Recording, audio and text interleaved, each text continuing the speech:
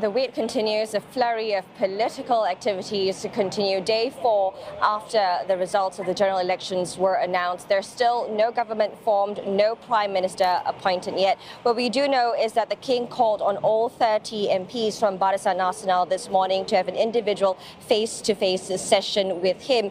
But it turned out, following last night's meeting among the Perikatan Nasional leaders, that many of them had wanted a time extension. So instead, this morning at the palace, only Perikatan Nasional's top 2 leaders, Ahmad Zahid Hamidi as well as Muhammad Hassan, went into the palace. Several leaders from Sarawak's Gabungan Party Sarawak Coalition also attended. Now, we don't know what was discussed at the meeting with those leaders, but we do know that the king has called on a meeting with the Conference of Rulers tomorrow, the sultans from all the other states across the country, to get their views, for him to make a decision on who he should appoint as prime minister. So things are still very uncertain at this point. We're here outside a hotel in the capital of Kuala Lumpur, and this is the media. You can see it's all gathered there, and this is where we understand is Perikatan Nasional's temporary operation space. Earlier, we spotted the arrival of some BN leaders, in particular caretaker Prime Minister Ismail Sabri, who is also the UMNO Vice President, as well as Muhammad Hassan, who is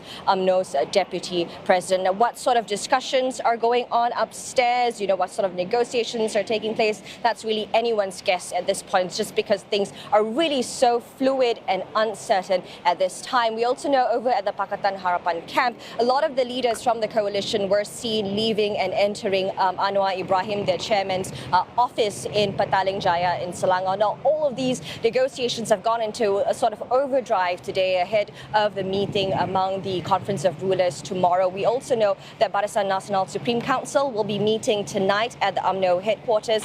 We'll be there monitoring all the developments, and we'll bring you the latest.